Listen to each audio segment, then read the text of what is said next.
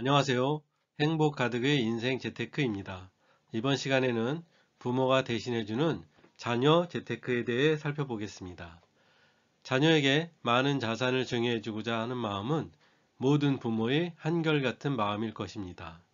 저 또한 딸아이에게 많은 자산을 증여해주고자 노력 중인데요. 높은 증여세로 인해 주저하시거나 아예 방법을 모르시는 분들도 생각보다 많더군요. 그렇다면 비과세로 증여하는 방법과 증여한도는 어떻게 되는지 한번 알아볼까요? 먼저 현재 적용되고 있는 증여세법에 대해 알아보고 그동안 운영해온 제 딸아이 재테크에 대해서도 간략하게나마 소개해볼까 합니다. 자녀 증여 시 우선순위에 대해 알아보겠습니다. 첫 번째로 자녀 명의용 계좌 개설하기. 두 번째로 자녀 계좌로 현금 이체하기. 세 번째로 관할 세무서에 증여세 신고하기입니다. 자녀 명의 계좌 개설 시 준비물에 대해 알아보겠습니다. 첫 번째로 자녀 명의 기본 증명서 한 통, 두 번째로 가족관계 증명서 한 통, 세 번째로 부모 또는 법정 대리인 신분증을 지참해야 합니다. 서류상 주민번호는 반드시 보이도록 발급받아야 하며 만약 주민번호가 보이지 않을 경우 계좌 개설이 불가할 수 있음을 유의하시기 바랍니다. 2022년 현재 적용받고 있는 증여세율 및 비과세 한도에 대해서도 알아보겠습니다. 먼저 아래 증여세 세율표를 보시면 5단계로 구분하여 적용받는 것을 보실 수 있습니다. 1억 원 이하일 경우는 10%, 1억 원 초과 5억 원 이하일 경우는 20%, 5억 원 초과 10억 원 이하일 경우는 30%, 10억 원 초과 30억 원 이하일 경우는 40%, 30억 원 초과일 경우는 50%의 증여세 세율을 적용받고 있습니다. 증여 비과세 한도에 대해서도 알아보겠습니다. 먼저 자녀에 대해서는 미성년, 성년 구분하여 두 가지 형태로 면제를 받고 있는데요.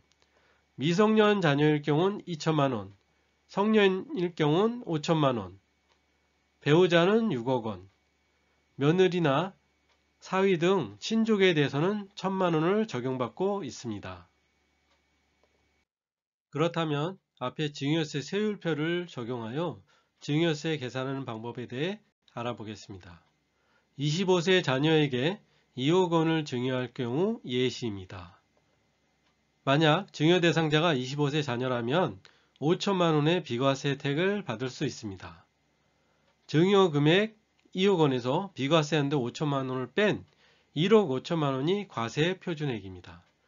과세 표준액이 1억 원을 초과했기 때문에 20%의 세율과 누진 공제액 1천만 원을 적용받습니다. 1억 5천만 원 곱하기 0.2에서 나온 금액에 1천만 원을 뺀 실제 금액이 증여세로 신고해야 될 금액입니다. 이번에는 현금 증여와 주식 증여에 대해 설명드리도록 하겠습니다. 자녀 주식 계좌에 현금 이체 후 주식을 매수하는 것을 현금 증여라고 합니다. 그리고 본인이 매수한 주식을 자녀에게 이체 또는 대체 출고해 주는 것을 주식 증여라고 합니다. 저 또한 딸아이에게 주식과 현금을 동시에 증여했었는데요. 주식을 증여할 경우 여러 가지 불편사항이 따릅니다. 그래서 개인적으로 현금 증여를 추천드립니다. 그렇다면 주식 증여 시 유의사항에 대해 살펴보겠습니다. 첫 번째로 증여 신고 시 이체한 주식의 2개월 평단가에 대한 자료를 별도 제출해야 합니다. 평단가에 대한 자료는 해당 증권사에 요청하면 제공받을 수 있습니다. 두 번째로 해당 주식의 평단가가 이체일 기준 전일 종가로 정해집니다. 이럴 경우 실제 수익률 확인이 어려우므로 이체하기 전 평균 단가를 메모해 두었다가 증권사에 정정 요청하면 해결됩니다. 알고 보면 별거 아니지만 모를 경우에는 당황할 수 있으니 참고하시기 바랍니다. 이번에는 증여 후 자산 증가분에 대한 증여세에 대해 알아보겠습니다. 자녀 증여 신고 후 자녀 계좌의 자산이 증가했다면 증여세는 어떻게 될까요? 결론부터 말씀드리자면 증여세는 없습니다. 증여세는 증여 당시 과세 표준을 따르므로 신고 이후 수익 증가분에 대해서는 과세하지 않습니다. 그렇기 때문에 단 하루라도 빨리 자녀에게 증여하는 것이 절대적으로 유리합니다. 만약 여러분들께서 자녀에게 증여할 마음이 있으시다면 태어난 시점부터 증여하시길 바랍니다. 태어날 때부터 증여하는 것이 최고의 절세입니다. 왜냐하면 증여세는 증여일 기준 과거 10년간 산정하므로 10년이 지난 증여권은 과세 표준에서 제외됩니다. 이번에는 증여와 비증여의 차이에 대해 살펴보겠습니다. 가족이나 지인으로부터 큰 금액의 용돈을 받았거나 또는 매월 학자금 명목으로 자녀 계좌에 일정 금액 입금시켜주고 있다면 증여세 신고를 해야 되는지 망설이지 않을 수 없습니다. 첫 번째로 가족 지인에게 받은 용돈도 증여로 보아야 하는가? 기본적으로 소액의 용돈이라면 비증여로 인정받을 수 있습니다. 두 번째로 매월 학자금 용도의 입금액도 증여로 보아야 하는가? 학자금은 상식선에서 인정되는 금액이거나 소액이라면 신고하지 않아도 됩니다. 세 번째, 용돈이나 학자금은 어느 정도 금액대까지 비증여로 인정받을 수 있을까? 이 부분은 일반적으로 상식선에서 결정난다고 보시면 됩니다. 용돈이나 학자금이 기본적으로 50만원 미만이면 비증여로 인정받을 수 있지만 이 금액을 초과할 경우 자칫 증여세를 신고해야 하므로 유의해야 합니다. 예를 들어 자녀에게 용돈이나 매월 정기적으로 입금되는 학자금이 80만원 또는 100만원을 초과하는 금액대라면 과연 학자금으로 인정받을 수 있을까요? 세무서에 문의해 본 결과 상식선을 벗어나는 금액대라면 반드시 신고해야 한다고 하지만 그렇지 않을 경우 비증여로 인정받을 수 있다고 합니다. 계좌 이체 시 송금인 항목에 할머니 용돈 또는 이모 용돈 또는 학자금 명칭으로 입금해 주시고 금액은 가능하다면 상식선을 지켜주셔야 합니다. 이러한 부분만 잘 활용하신다면 자녀에게 좀 더 많은 자산을 비과세로 증여할 수 있으니 참고하시길 바랍니다. 마지막으로 아빠가 대신해주는 딸아이 재테크에 대해 간략하게 살펴보겠습니다.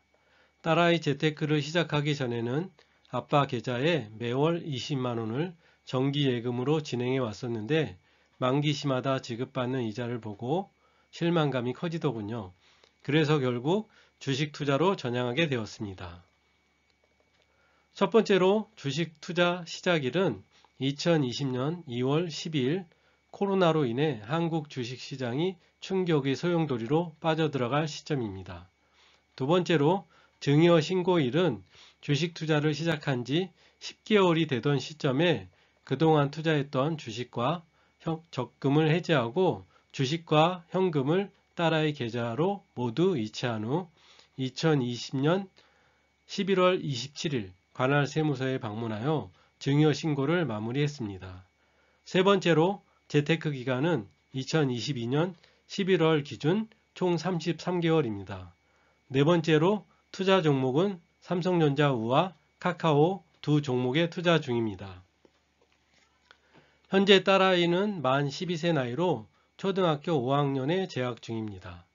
20세가 되면 본인이 직접 투자 및 관리할 수 있도록 인수인계해 줄 예정입니다.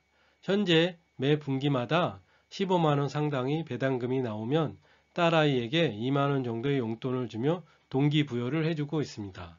그래서인지 딸아이가 용돈을 받게 되면 일부만 자신이 챙기고 나머지 금액으로 삼성전자 주식을 사달라고 하더군요.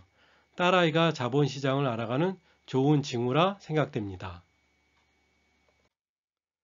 처음 투자 시에도 코로나 팬데믹으로 인해 몇 개월간 마이너스 수익률을 기록 중이었지만 개의치 않고 꾸준히 투자한 결과 2020년 12월부터 삼성전자가 본격적으로 상승 사이클을 타기 시작했고 이에 편승해 딸아이 계좌도 수익으로 돌아서더군요.